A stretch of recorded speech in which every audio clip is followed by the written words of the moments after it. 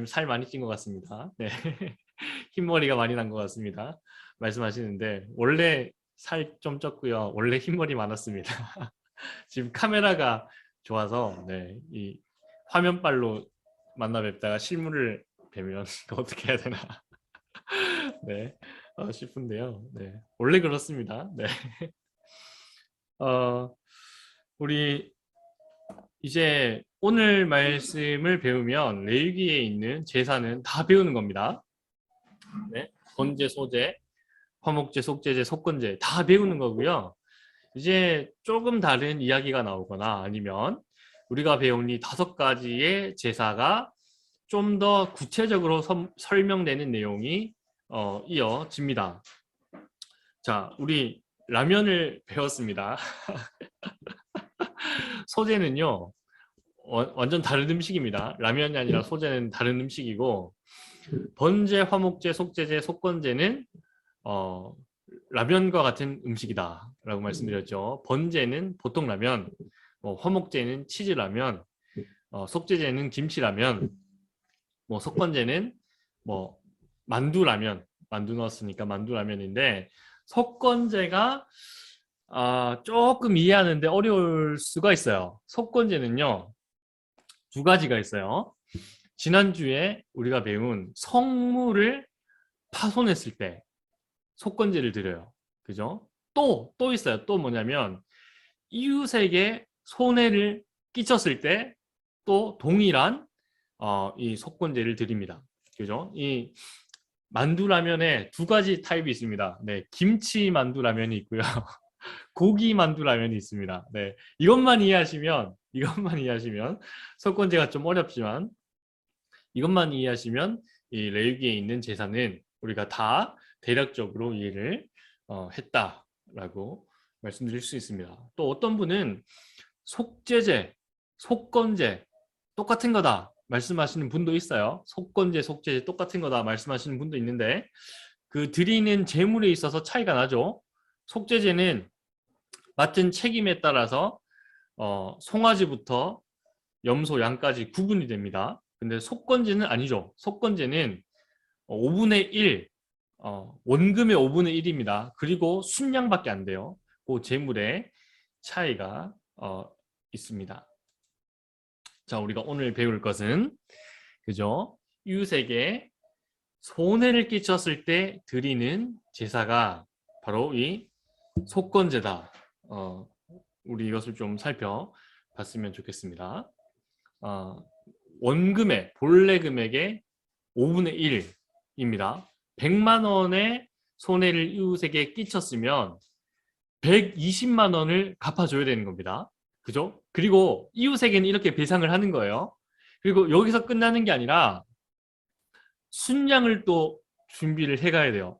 순양이 얼마인지 모르겠지만 한 50만 원이라고 치면 그죠? 한 50만 원이라고 치면 어, 내가 뭐 키우던 양 중에 하나든지 아니면 사서든지 50만 원어치의 양을 재단 앞에 끌고 가서 불태워 드려야 되는 거예요. 그러니까 100만 원의 100만 원 정도의 손해를 끼쳤으면 나는 어느 정도 배상을 해줘야 되는 거죠. 내 주머니에서는 한 170만 원 정도의 또 이 지불할 금액이 있는 겁니다. 그러니까 죄 지으면 할 게 많죠. 네, 이건 죄 짓고 살면 안 됩니다. 네, 죄 지으면 이렇게 번거롭게 할 게 많습니다.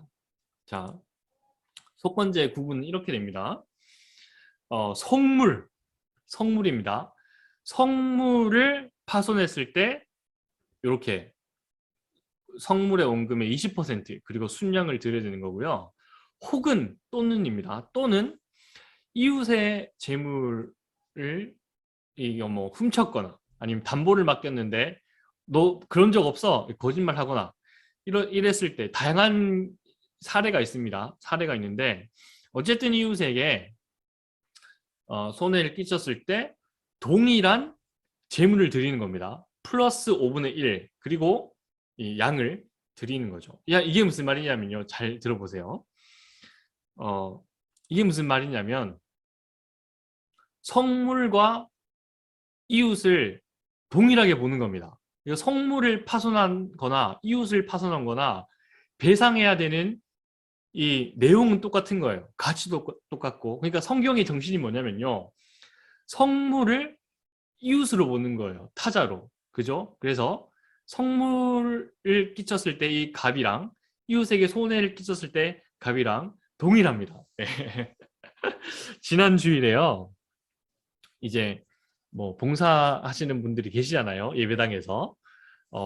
한 분이 이런 말씀을 하시는 거예요. 목사님, 제가 강대상 저기 단 위에 올라가는데 왠지 신발을 벗고 올라가야 될 것 같습니다. 레위기 말씀을 들으니까 왠지 이제 성물을 더 귀하게 여겨야 될 것 같습니다라는 말씀을 하시는 거예요. 그쵸? 귀하게 여겨야 되는 거 맞아요. 성물은 저기서 뭐 함부로 뭐 낙서하고 뛰어다니고 깨고 부수고 그러면 안 되죠. 맞습니다. 성물은 귀하게 여겨야 되는데 속건제를 살펴보면요. 성물을 귀하게 여겨야 되지만 그것만큼 뭐죠? 이웃도 성스럽게 여겨라는 정신이 담겨져 있는 거예요. 이게 속건제입니다. 자, 우리 성경의 정신을 한번 더 살펴봅시다. 레위기 19장 18절이에요. 내 이웃 사랑하기를 내 자신과 같이 사랑하라. 이 레위기 말씀입니다. 그죠? 이웃을 이렇게 생각하라는 거예요. 그리고 여러분 잘 보세요. 신약의 말씀이에요. 우리 형제를 사랑함으로 사망에서 옮겨 생명으로 들어간 줄 알거니와. 그러니까 여러분 구원받는 조건에 형제 사랑이 붙어 있는 겁니다. 사랑하지 않는 자는 사망에 머물러 있느니라. 사랑하지 않는 자 지옥 간다는 겁니다. 그죠? 여러분 고대 근동 제사는요 이방 신들 있잖아요. 우상들. 그 신들이 요구하는 거는 철저히 그 신만 잘 섬기면 돼요. 그 신에게 많은 재물을 불러 태워서 드리면 그 신이 흡족해서 화내지 않고 나에게 뭐 재물의 축복을 준다든지 건강의 축복을 준다든지 그렇게 믿었어요. 고대 근동의 신은 대부분 그렇습니다. 그러나 여호와 신앙의 독특한 점이 바로 여기에 담겨져 있는 거예요. 뭐냐면 이웃 사랑을 구원의 조건으로 달고 있어요. 그죠? 성물을 해치는 것과 이웃을 해치는 것 동일하게 보고 있는 것이 구약 성경의 아주 독특한 점입니다. 그죠? 이방 신들하고는 다른 거예요. 이것을 우리가 볼 수 있고요. 이것이 속건제로 이어지는 겁니다. 그러니까 하나님을 만나는 예배의 자리까지 끌고 가는 거예요. 이웃과의 관계를 여기서 볼 수가 있죠. 자, 여러분 뭐 이런 경우가 있습니다. 이런 경우가 있는데 자, 사랑하는 남녀가 결혼을 했습니다. 어, 사랑하는 남녀가 결혼해서 이제 결혼 생활을 이어나가야 되잖아요. 결혼 생활을 유지해서 이어나가야 되는데 남편이 밖에 나가서 일을 안 하는 겁니다. 돈을 안 벌어오는 거예요. 그죠? 그래서 뭐 가스도 끊기고 뭐 전기도 끊겼어요. 심각하죠? 근데 아내에게 말합니다. 나 사랑하는 거 알지? 내가 진짜 당신 사랑한다니까? 내 사랑하는 이 마음은 알지? 내가 지금 밖에 나가서 일은 안 하지만 여보 나 정말 당신 사랑해. 어, 내 마음은 알지? 라고 말하는 거죠. 이게 과연 사랑일까? 그리고 반대로 남편이 열심히 이제 밖에 나가서 일을 해서 돈을 벌어오죠. 남자가. 근데 여자는 집에서 뭐 청소도 안 하고 설거지도 안 하고 빨래도 안 하고 뭐 산더미처럼 쌓여 있는 거예요. 설거지와 빨래와 이런 것들이. 집이 쓰레기장입니다. 그러면서 남편에게 말하는 겁니다. 여보, 나 그래도 당신 사랑하는 거 알지? 내가 지금 좀 집안일을 안 하고 있지만 하여튼 당신 사랑해. 이거 지금 뭐 말이 되는 상황인가요? 그렇지 않죠? 어, 여러분 교통사고가 났습니다. 차가 상대방 과실이에요. 상대방 과실로 교통사고가 났는데 내 차 완전히 부서졌어요. 좀 다쳤습니다. 근데 상대방이 이렇게 말하는 겁니다. 내가 정말 죄송합니다. 정말 죄송한 이 마음을 받고 없던 일을 해주면 안 될까요? 네. 뭐 보험회사 부르지 말고 내 마음 알죠? 네, 진짜 죄송한 마음 갖고 있으니까 이 마음만 받으시고 그냥 없던 일을 합시다. 자, 또 마찬가지로 상대방이 좀 뭐 어떻게 하다가 나한테 골절상을 입혔습니다. 근데 뭐 병원에 가자, 뭐 치료비가 얼마냐 이런 말 없이 내가 정말 미안한 마음을 갖고 있으니까 이 마음만 받으시고 없던 일로 합시다. 이런 경우 있다면 이게 여러분 상식에 맞는 일인가요? 여러분 과연 기독교 신앙이란 무엇인가? 우리 한번 되짚고 갈 필요가 있을 것 같아요. 여러분 우리가 거저 받은 은혜라고 하죠. 공짜로 받은 은혜입니다. 그죠? 그렇습니다. 그런데 이웃과의 관계에서도 어, 이런 그냥 공짜로 받는 은혜를 요구하고 요청하지는 않는가라는 고민을 또 해볼 필요 있을 것 같고 또 어, 용서에 대해서 이웃과 어느 정도의 공감대를 가지고 있는지 또한 우리 고민해 볼 필요가 있을 것 같습니다. 오늘은 드라마 한 편과 영화 한 편으로 석권제에 대해서 한번 나눠보려고 합니다. 여러분 이거 보셨어요? 오징어 게임 보셨어요? 보신 분 있으신가요? 여기 많이 없네요. 보셨군요. 한 분. 보셨나요? 두 분, 세 분. 보셨나요? 많이 보셨네요. 네. 저도 봤습니다. 저도 봤는데요. 최근에 오징어 게임, 그리고 오징어 게임 기독교 이렇게 검색을 하면요. 이런 기사들이 많이 있어요. 오징어 게임을 보시면요. 기독교를 좀, 굳이 기독교입니다. 기독교를 좀 신랄하게 비판하는 내용이 나옵니다. 그래서 이 교계 어른들도 이거를 보지 마라, 뭐 봐야 된다 이런 말씀을 하시죠. 근데 내 내용은 안에 있는 내용은 우리를 비판하는 내용이 있는 것은 확실합니다. 이 안에 어떤 내용이 있는지 한번 살펴봤으면 좋겠습니다. 속건제와 관련이 있습니다. 속건제와 관련이 있어요. 자, 3명의 기독교인이 나옵니다. 오징어 게임에 3명의 기독교인이 나와요. 종교인이 나오는데 다 기독교인이에요. 3명의 기독교인이 나오는데 이정재 씨 있죠? 마지막 장면에 이정재 씨가 길바닥에 버려져요. 안대를 이렇게 씌워진 채 길바닥에 버려지는데 거리의 전도인이 비 오는데 전도를 열심히 하고 있습니다. 예수 믿으세요, 예수 믿으세요. 이제 전도를 열심히 하고 있는데 이 성기훈이죠. 이정재 씨의 안대를 벗겨주면서 괜찮으세요? 다친 데 없어요? 어쩌다 이런 일을 당하셨어요? 라는 말보다는 안대를 벗기면서 예수 믿으세요? 라는 말을 하죠. 네. 이 장면을 보면서 고통당하는 자와 공감 능력이 떨어지는 기독교인을 좀 비판하는 내용을 볼 수가 있습니다.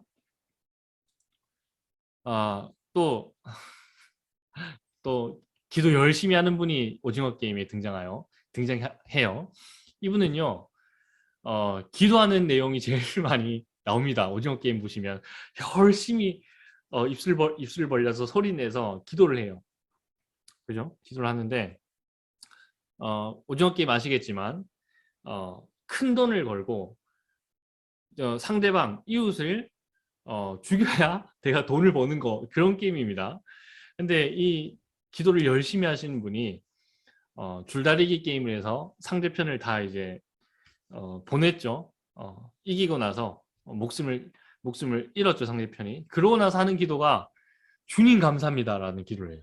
응? 주님 감사합니다. 라는 기도를 합니다.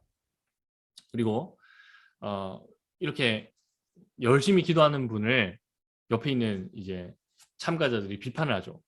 그렇게 다 대충 기도하면 다 천국 가냐? 뭐 네가 죽여놓고 뭐 이런 기도를 하냐? 이런 비판을 하는 것을 또 볼 수가 있습니다. 그죠? 또 마지막에 나오는 이 세 번째 기독교인의 모습인데요. 이렇게 생긴 분 있죠. 이렇게 생긴 분의 아버지가 목사님입니다. 목사님인데 이 목사님이 가정폭력을 일삼아요. 그죠? 날마다 이제 가정폭력을 일삼고 이 딸에게도 몹쓸 짓을 하는데 근데 그런 나쁜 짓을 하고 나서 매번 했던 게 기도를 했답니다. 우리의 죄를 사여 달라고. 기도를 했다는 거예요. 죄를 짓고 나서 기도만 하면 내 죄가 다 사여지냐? 우리 회개기도 많이 하죠? 그죠? 회개기도 많이 하죠. 회개기도만 하면 내 죄가 다 사여지냐? 아, 이거 신랄하게 이 오징어 게임에서 포착하고 비판을 하는 겁니다. 그죠? 우리 회개기도 많이 하는데, 그죠? 이웃과의 관계에서 회개기를 많이 하죠. 그런데 하나님께 회개기도 하면 끝이냐? 속건제는 또 여기에 질문을 던지고 있는 거예요. 영화 한 편 더 볼까요? 여러분, 이 영화는 보셨나요? 밀양이라는 영화 보셨어요? 여러분, 제가 이제 장신대에서 공부할 때요, 구원론 강의를 들었습니다. 구원론 강의, 조직신학의 구원론 강의를 들었는데 누구한테 배웠냐면 지금 세문안교회 담임 목사님이신 이상학 목사님께 구원론 강의를 한 학기를 배웠어요. 그러니까 어떻게 구원받냐? 죄 용서에 대한 그 신학입니다. 그걸 배웠어요. 한 학기 동안 배웠는데 이상학 목사님께서 한 학기 동안 구원론 이를 말씀하시면서 한 학기 내내 끌고 왔던 내용이 밀양이에요. 밀양의 내용을 한 학기 내내 설명하시면서 이 속건제, 구원에 대해서 좀 강의를 들었던 적이 있습니다. 여러분, 밀양이란 영화가요. 제가 고향이 또 여기 근처지 않습니까? 제 아는 선배님 교회에서 직접 촬영을 했어요. 밀양에 있는 한 교회에서 촬영을 했습니다. 이 유명한 감독입니다. 이창동 감독이 이제 이걸 만들었는데요. 이 안에 기독교인들을 표현하는 그 묘사를요, 사실 그대로 구체적으로 재현하려고 노력을 많이 하셨습니다. 그죠? 인위적으로 만든 게 아니에요. 인위적이 만든 게 아니라 그 안에 표현된 카메라에 담긴 기독교의 모습은 우리의 모습과 크게 다르지 않는 모습이에요. 그것을 재현하려고 무진장 애를 쓰셨습니다. 이 내용을 한번 봅시다. 자, 전도연 씨가 나오죠. 전도연 씨의 극중 이름은 신혜입니다. 신혜. 교회 가면 신혜 많죠. 네, 목사님 딸들 중에도 신혜가 많고 신학교에 가면 은혜 다음에 많은 게 신혜 같습니다. 믿을 신혜 사랑했자. 믿고 사랑하라. 그래서 신혜라는 이름이 우리 교회 공동체에 많은데요. 이 신혜가 남편을 잃고 남편 고향으로 내려와요. 그리고 아들 한 명을 데리고 이제 남편 고향에서 정착을 하려고 내려옵니다. 그죠? 남편을 되게 사랑했나 봐요. 재혼하지 않고 남편 고향으로 내려오는데 이 시내가 그래도 좀 그 마을에서 잘 정착하려고 그랬는지 모르겠지만 좀 있는 사람처럼 행동을 해요. 뭐 땅도 보러 다니고 뭐 집을 산다 소문도 내고 무시받지 않으려고 그런 것 같아요. 이방인이니까. 그러던 중에 이 동네 사람 중 한 명인 그 유괴범이 자신의 아들을 납치를 하죠.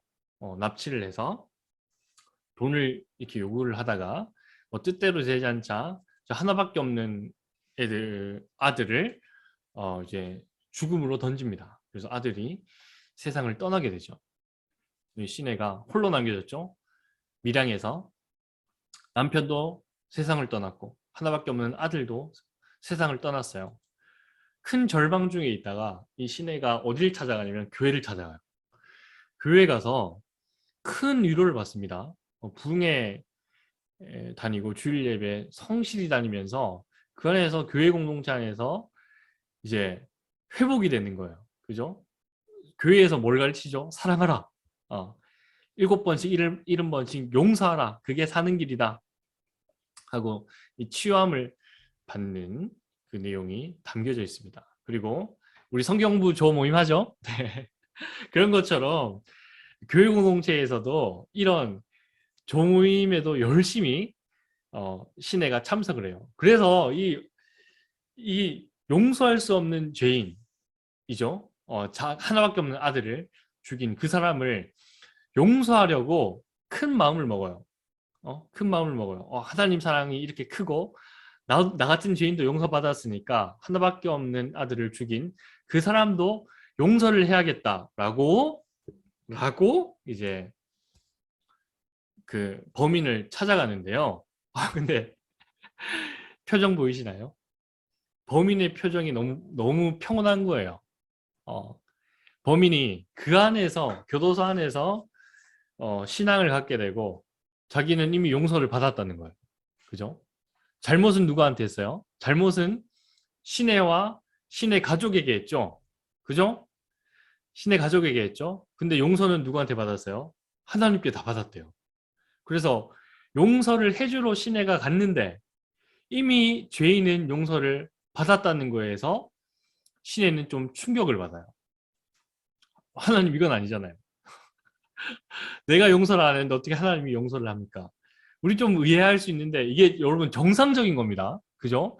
여기서 이창동 감독이 기독교 신앙에 대해서 좀 비판을 하는 거예요. 오징어 게임과 같은 맥락이 있습니다. 그죠? 죄는 누구한테 지었어요? 이웃한테 지었어. 근데 용서는 하나님께 받으면 끝이다라고 생각하는 이 기독교의 좀 이기적인 모습을 비판하고 있는 거예요. 이 모습을 볼 수가 있습니다. 자, 그러고 나서 시내는요, 의도적으로 10계명을 하나씩 어깁니다. 10계명을 하나씩 어겨요. 하나님을 용서하지 못하고 의도적으로 또 삐뚤어지는 시내의 모습을 볼 수가 있죠. 이 영화가 처음 나왔을 때도요, 이 영화를 보지 마라. 기독교에서 뭐 불매운동하고 또 봐야 된다. 우리의 세상이 기독교를 보는 모습이 여기에 담겨 있다. 이렇게 이해하는 분들이 있었습니다. 이런 시선으로 세상이 기독교를 보고 있다는 거예요. 그죠? 세상과 공명하지 못하는 거예요. 함께 울리지 못하는, 공감하지 못하는 모습이 있다는 것을 우리는 좀 인지를 하고 세상 사람들을 만날 필요가 있다라고 보여집니다. 여러분, 우리는 구약을 거치지 않고 신약을 먼저 보는 경향이 있죠. 그죠? 신약에는 구원자 예수님이 바로 등장해서 서로 사랑하라. 7번씩, 70번씩 용서하라. 라는 말씀을 바로 즉시 해주시잖아요. 그죠? 그래서 신약을 먼저 이해하고 구약은 좀 등한시하는 경향이 있습니다. 그리고 구약은 폐기됐다라고 말씀하시는 분도 있는데 구약은 폐기되지 않았습니다. 레위기의 제사도 폐기된 게 아닙니다. 시대에 맞게 변형된 거죠. 여러분, 우리가 뭐 추석, 설, 명절 보내잖아요. 언제부터 보냈는지 모르지만 고려시대, 조선시대를 지나면서 변형이 됐잖아요. 그게. 그죠? 변형이 된 거지. 그게 없어진 게 아닙니다. 달라졌다고. 동일하게 레위기 제사도 변형이 된 거지 사라진 것이 아닙니다. 그죠? 폐기된 게 아니에요. 자, 우리가 신약을 먼저 읽기 전에 구약을 먼저 이해를 할 필요가 있습니다. 여러분, 신약 성경 보면요. 성경은 이렇게 말한다. 성경은 이렇게 말한다. 성경은 이렇게 기록되었다. 라고 적혀져 있는데요. 신약 성경에 기록된 성경은요. 다 구약입니다. 구약이에요. 예수님도 구약만으로 복음을 전파하셨고 사도 바울도 구약만으로 복음을 전했어요. 그것도 이방인들에게 헬라 세계에. 그래서 예수님의 제사함과 용서, 회개를 이해하기 위해서는 레위기에 있는 이 5가지 제사, 그리고 이웃과의 관계에 있어서 회개, 죄 용서 받는 것은 속건제를 이해하지 않고는 좀 힘든 면이 있습니다. 여러분, 신약은 분명히 7번씩 70번을 용서하라고 기록되어 있죠. 근데 오늘 말씀 레위기 24장 말씀 한번 읽어볼까요? 여러분? 우리 함께 읽어보겠습니다. 사람이 만일 그의 이웃에게 상해를 입혔으면 그가 행한 대로 그에게 행할 것이니 상처에는 상처로, 눈에는 눈으로, 이에는 이로 갚을지라 남에게 상해를 입힌 그대로 그에게 그렇게 할 것이며 짐승을 죽인 자는 그것을 물어줄 것이요 사람을 죽인 자는 죽일지니 거류민에게든 본토인에게든 그 법을 동일하게 할 것은 나는 너희의 하나님 여호와임이니라. 아멘. 여러분 이거 용서하라는 거예요, 하지 말라는 거예요? 그죠? 용서하라는 거예요, 하지 말라는 거예요. 신약에 있는 이 말씀 7번씩 70번 용서하라는 그 말씀과는 배치되지가 않나요? 그죠? 갈등을 일으키는 듯 보이지 않습니까? 그죠? 신약의 말씀대로라면 어, 그 남이 내 이 하나를 부러뜨렸으면 괜찮아, 용서해 줄게 하고 해줘야 되는 게 마땅하지 않나요? 그런데 레위기는요, 이게 구약에 여기만 있는 게 아니라 두 군데 더 있습니다. 어? 한쪽 눈을 잃게 했으면 상대방의 한쪽 눈도 잃게 하라는 거예요. 그죠? 어, 내 가족의 목숨을 빼앗아 갔으면 저쪽 가족 중에 한 명의 목숨도 빼앗아 가라는 게 이 구약의 말씀입니다. 여러분, 근데 이거를 좀, 고대 근동의 배경에서 이해를 할 필요가 있습니다. 여러분, 당시 고대 근동 무법 찬지에 경찰도 없고, 뭐, 검찰도 없고, 뭐, 119도 없습니다. 그런 시대예요. 그런 시대에 상대방이 내 일을 하나 부러뜨렸으면요. 거기서 끝나지 않습니다. 거기서 끝나지 않아요. 내 이 하나 부러뜨린 것 때문에 상대방의 목숨도 빼앗아갈 수 있는 시대예요. 그죠? 내 눈 하나를 잃었으면 상대방의 눈 하나 잃게 하는 것으로 끝나지 않아요. 양쪽 눈을 잃게 한다든지 뭐 더 큰 상해와 골절을 입혀서 내 분을 풀리게 하는 게 당시 고대 근동의 보편적인 복수의 방법이었습니다. 그죠? 복수의 방법이었어요. 그래서 배상에 대해서는 이렇게 제한을 해놓은 겁니다. 네가 입힌 상해만큼 입히지 그 이상은 이웃에게 상해를 입히지 말라는 하나님의 말씀이 여기에 담겨져 있는 거예요. 여러분 이것을 이해하고 신약의 이웃사랑을 이해를 해야 됩니다. 그러니까 우리가 읽은 이 본문이죠. 레위기 24장은 어떻게 보면 이웃에 대한 사랑의 말씀입니다. 배려의 말씀이고 네가 갚을 만큼만 갚지 그 이상은 하지 말아 달라는 하나님의 말씀이 여기에 담겨져 있는 것이죠. 자, 여러분 이것을 이해하고 예수님을 봐야 됩니다. 우리가 거저받은 은혜라고 했죠. 여러분 제가 한 학기 동안 배운 어려운 구원론인데요. 제가 구원론 성적도 잘 못 받았어요. 이상한 목사님 너무 강의를 어렵게 해서 한 학기 동안 배운 구원론을 또 이렇게 짧은 시간에 말씀을 드리려니까 좀 어려운 면이 없지 않은데요. 그렇습니다. 여러분 우리가 공짜로 구원 받았죠? 그죠? 근데 그게 공짜로 받은 구원이 아닙니다. 어? 내가 죄 지었으면 해야 될 게 굉장히 많습니다. 그죠? 그런데 그 죄값을 도저히 우리가 뭐 감당할 수 없는 거예요. 이걸 갚을 수 없는 죄를 저질렀으니까 하나님이 아들로 대신 갚아준 거죠. 자, 제가 어릴 적 경험이에요. 어릴 적 경험. 교회 창문을 깨트려 버렸어. 깨트려 버렸어요. 이 얇은 알루미늄 샤시로 된 양철 문이었고 얇은 이제 유리로 된 그 창이었는데요. 누가 앞에 가던 분이 세게 문을 확 열고 닫으니까 제 어린 제가 이렇게 닫다가 문고리를 잡지 못하고 이 창문을 닫다가 이 창문이 와장창 깨진 경험이 있죠. 제가 성문을 깨뜨렸습니다. 여러분 근데 이거 누가 배상해 줬을까요? 초등학생이 제가 이거 배상해 줄 수 있나요? 누군가는 이거 배상을 해줘야 되잖아요. 그죠? 누군가는 이 새 유리창으로 갈아 끼워야 될 거지 않습니까? 저희 부모님이 대신 배상을 해준 겁니다. 여러분 우리가 지은 죄는요 우리 스스로 감히 감내할 수 없기 때문에 하나님 아버지께서 아들의 목숨으로 대신 배상을 해준 거예요.